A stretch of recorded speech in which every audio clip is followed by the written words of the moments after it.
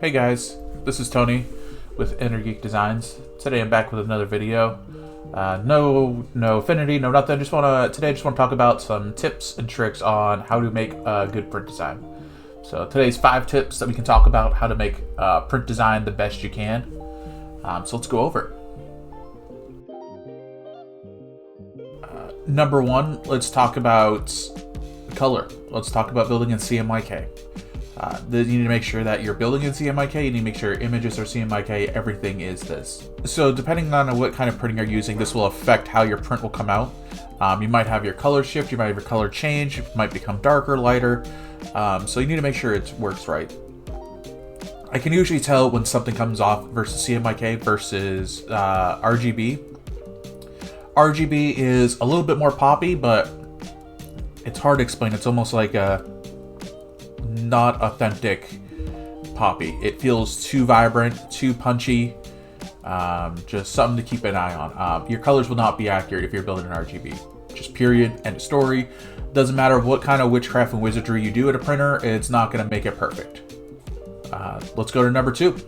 Number 2, make sure you have margins, make sure you have bleed. These are things that still to this day I have to hit designers about. No matter what they're doing, margins and bleed. I could go forever about these and I will keep beating this dead horse till it's beat into people's heads. Bleed and margin are so important. You do not want your words or your images going straight to the edge of the page if they're not meant to. Sometimes they are, sometimes they're meant to bleed off. But also, a margin makes your document have breathing room. It makes it feel properly designed.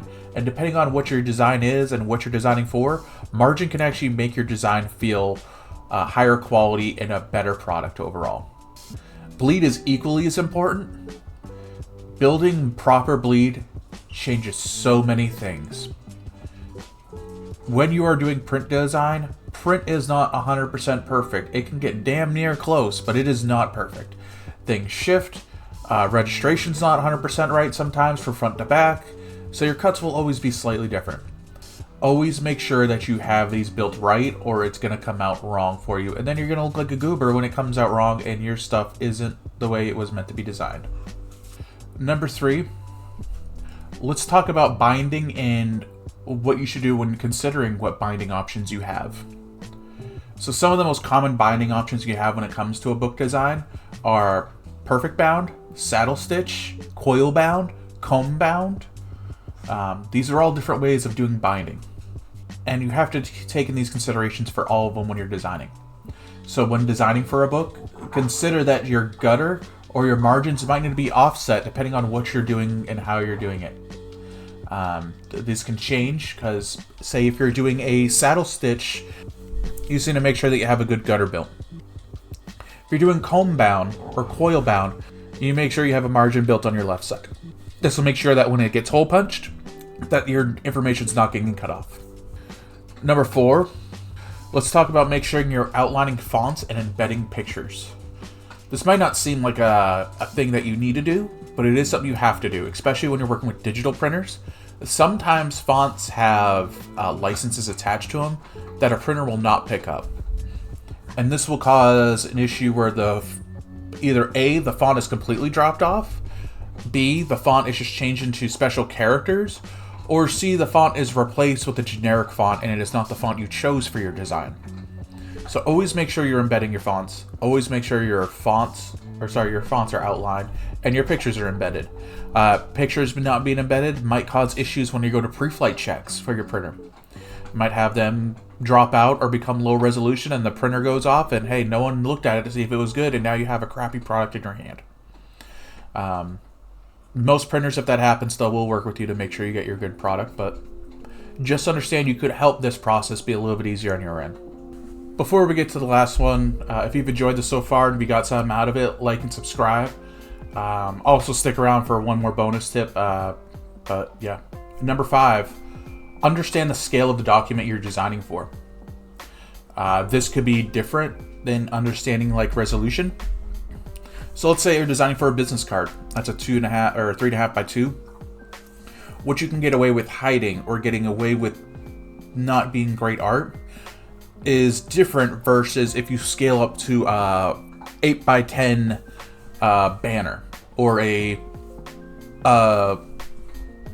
pop-up banner, or even a 4x8 post and panel kit. There's different things you can get away with at that size that you need to understand about. And this comes down to resolution. This comes down to DPI. This comes down to how is this image or artwork going to scale? Is this vector artwork? Does this color look good?